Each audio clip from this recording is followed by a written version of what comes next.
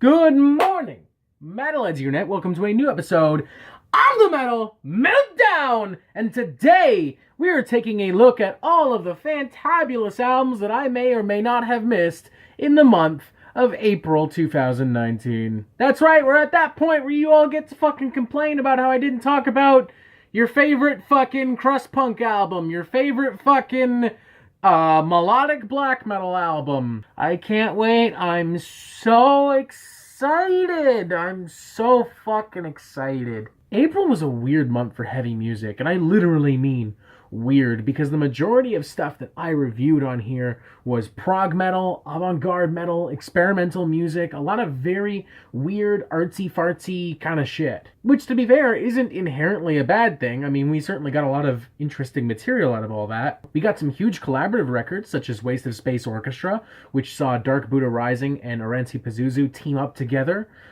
We had Drone Flower, which saw Stephen Brodsky of Cave In and Mutoid Man teaming up with singer-songwriter Marissa Nadler. We saw Sun and Inter Arma both putting out probably some of their most challenging material yet. We saw two gent pioneers, Periphery and After the Burial, put out new records as well. One was more interesting than the other, that goes without saying, but nonetheless. Rising hip-hop and heavy metal fusion star Ghostmane fully dipped his toes into the world of hardcore with the EP Fear Network, the first in a multi-part series from what I understand. In the middle of all that, we had a couple brand new hip-hop and heavy metal bands from Canada putting out some stellar records, such as Wormwitch and Smolder. Shout out to both of y'all. But like I said before, just because we talk about a lot of music doesn't mean that we also didn't miss a lot of music. So with that in mind, let's get right into it. Here are all the albums I missed in April 2019. First up, Bat Salad from High on Fire, a Record Store Day exclusive EP and their first release since winning a Grammy earlier this year. Obviously, with this being a specific EP released for a specific time, there's not a ton of material to dig into here, but what we do have here is honestly some of High on Fire's finest stuff, period. I'm not joking here, man. I mean, the title track, Bat Salad, is a thunderous, pummeling instrumental. It's ferocious and wild and funky and transitions wonderfully with an epic war cry into the Celtic Frost cover of Into the Crypts of Ray. It's Pike's best performance on the record vocally and instrumentally, and also maybe one of his best in general. This is a seriously banging tune. Interestingly, despite as grand as those two tracks are, it manages to transition quite nicely into the next track, Don't Bother Me, a Bad Brains cover song, which sees the band going into a straight-up sludge punk direction, channeling all that ferocity, just stripping it down a little bit, making it feel a little bit more meat and potatoes. But like the spiciest fucking meat and potatoes you might have had in a while. There's a lot of enthusiasm and spirit running through High on Fire right now, and it's pretty obvious why. I mean, they're anxious to get back on the road and kick all kinds of ass, considering they had to cancel 2 tours last year, and they're still reeling off the success of their first ever Grammy win. I mean, that's a big fucking deal. I know we don't have to think about a High on Fire record for a long time, but with that in mind, if this is what we can expect from another High on Fire record, count me the fuck in. I mean, I was in before, but now I'm really in. Unfortunately, with it being a Record Store Day release, this one might be trickier to find, but from what I understand, you can find some copies on Rough Trade, and I'm sure maybe your local record store might have it as well, again, since it is a Record Store Day release. Next up, another EP with a title I have no idea how to pronounce. Posthuman, perhaps? Taken from American hardcore crew Harm's Way. I've only recently gotten to know a lot of Harm's Way stuff. I really like their material, and for that reason I was very interested to check out this EP. Didn't get the chance to do a formal review. Would have liked to, frankly. But that's okay, because we get to talk about it right here, and I'm very happy I still get to talk about it in some capacity, because this is different for them. This sees a lot of outside contributors coming in to remix material, I'm assuming most of which is from Harm's Way's last album. I actually have to revisit that album myself, so don't shoot me. I'm going through their stuff. I'm trying to learn more about them. And I don't think any of the songs are aesthetically very different, but there are definitely some very interesting sonic things going on here. The opening track in particular, Call My Name, featuring Justin Broderick of Godflesh remixing this track, is absolutely ferocious. Dare I say, maybe Harm's Way has a future in industrial metal. Temptation as well is downright scary. I mean, I don't remember if the original track was quite this menacing, but this track certainly is. This shows a new side to Harm's Way, and I'd actually like to see them explore this in the future. Who knows, maybe they will, but for now, this is definitely a very interesting way to revisit some of their older material and hear it in a new perspective. If I'm not mistaken, this was also a Record Store Day release. However, I do know that you can find vinyls of this on Bandcamp, so it won't be quite as difficult to find as that High on Fire EP. Next up, Hostile Defiance from Exumer, released April 5th via Metal Blade Records. If you've been fucking shaken for some nasty, bare-bones German thrash metal, you need to check this fucking thing out. It's short, it's simple, it's straight to the point, it's got big nasty riffs and big nasty hooks. It's everything German thrash metal really should be. Insanely stubborn and violent and uncompromising. It is definitely pretty predictable and pretty unoriginal by the standards of German thrash metal. There's nothing here that's brand new for the genre, especially not for Exumer. I mean, Exumer's been doing this exact same style since the late 80s. So with that in mind, if you didn't give a fuck before, I doubt you would give a fuck now. And that's kind of why I didn't really do a formal review. There just wasn't a lot to talk about musically and aesthetically on this record. But it is nonetheless a very fun slice of fucking German thrash metal. Definitely check it out if that sounds like something you're into. Next up, Mysterium Tremendum from Lord Dying, released April 26 via E1 Music. Lord Dying had made a big step forward these last couple years. I mean, I remember when they came out and they were playing some pretty spacey but altogether relatively accessible and safe sludge metal. Good, mind you, very good. I enjoyed those records quite a lot, but nothing to get super excited over. This record, I think, is the opposite. I mean, it's a full-blown concept record. It's a lot more spacey, psychedelic, arguably prog metal at times. It has a lot of different layers to it. It has a lot of different influences and ideas that have all been mixed really quite well. Like, I've only actually just listened to the album, and I've gotten a lot out of it on my first play, which is pretty spectacular. I want to do a full review. I can't because I have to move on to albums that are being released this fucking week in the month of May. But goddamn, I'm happy I could at least talk about it in this capacity.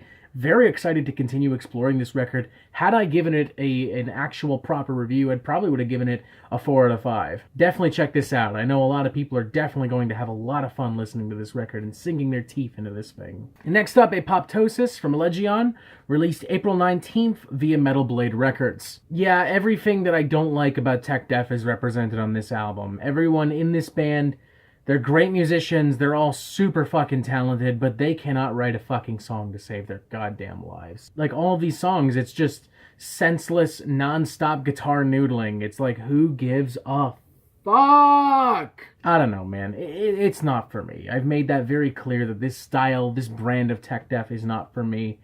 That's why I didn't really do a full-blown review, because the whole review would have just been me screaming at you, and I don't think you want that. I don't even really want that. If you liked previous Allegaeon records, I don't see why you wouldn't enjoy this. It's very much in line with everything they've done before. Maybe a little bit more sound as far as the actual musicianship goes, but yeah, I'm definitely looking for, songwriting and not stupid bullshit noodling. Next up, The End of an Era Rebirth by Inferi, released April 12th via The Artisan Era. I actually got a promo copy of this album a long time ago, way sooner than I usually receive promo copies, so as a result, I've actually had quite a bit of time to sink my teeth into this record. And because of that, I also got the chance to revisit some of the older tracks that are actually being re-recorded on this record. And while I enjoyed this album on my first playthrough, doing that made me appreciate this even more, because I can see that their musicianship, their technical capabilities, it's through the fucking roof, man. Like, they are almost a new band. They're so much more refined and so much more polished. It's crazy. Like, there is some absolutely punishing fucking material on here. That is, there is some crazy fucking material on here. Material that is extremely punishing, extremely technical. The subtle sense of melody that I've always noticed in Inferi is actually highlighted even better here, because it's just clearer. It's more pronounced, it's more epic, it's more engaging and interesting. Sure, Inferi does still kind of suffer from some of the things that I've talked about with Allegaeon and other tech death crews, but it's engaging and interesting enough that I'm still willing to look past it. Like, this album is essentially the world's, nicest looking plate of junk food. Like, it is a cheeseburger, and it's fries, and it's a soda, but it looks fucking pretty, and it don't taste nothing like a Big Mac. It tastes way better. It tastes like some Gordon Ramsay shit. Next up, A Letter of Red by Sabbath Assembly, released April 26 via Svart Records. I don't really have a lot to say about this record, which is a shame because there was a time when I got really excited for a new Sabbath Assembly album. Like, I remember listening to Quaternity in college and just being blown away by it. It was tranquil, it was heavy, it was dark, it was serene and beautiful. And I came to appreciate the band even more with subsequent albums as they went further and further into the realms of old school heavy metal and first wave black metal, almost channeling some of the best stuff from Merciful Fate with influences from across the occult rock realm. But now it's 2019 and there are so many bands playing this kind of style, and they're playing it with more energy, more enthusiasm, and more originality. I just came back from Philadelphia with Heart of Diana, and we saw a band there called Heavy Temple, and I think Heavy Temple hits a lot of the notes that Sabbath Assembly is trying to hit on this new album better than Sabbath Assembly. I even mentioned in my review of Drone Flower from Mercer Nadler and Stephen Brodsky that this is a better Sabbath Assembly record than this Sabbath Assembly record. And that's not to say this is bad, it just doesn't have that fire. It doesn't have that same passion that I've come to expect from this band, from this sound. I would like to say that it would satisfy a longtime Sabbath Assembly fan, but I am a longtime Sabbath Assembly fan, and I frankly clocked out of this thing after a couple tracks. By no means bad, by no means incompetent. It's just, they've just got way better material, and I think you should explore that instead. Next up, Luciferous from Enterprise Earth, released April 5th via E1 Music. This album is like all offense and no defense, you know? It hits you over the head immediately, and then doesn't really follow it up with anything that interesting or engaging or exciting. It's like the equivalent to being a kid and eating a shitload of fucking candy, just that pure fucking sugar rush that you get. That's what this is. It's a pure sugar rush, and nothing is fun after. It's just because they play things way too safe. I mean, there are flashes of inspiration here and there, some little melodic leads here and there, some symphonic flourishes, but it doesn't do enough to stray Enterprise Earth from every other deathcore band out there. It's a standard deathcore formula that they've attempted to gloss over, and maybe it'll be fun if you're into that kind of thing, but I'm frankly not that big into deathcore at all.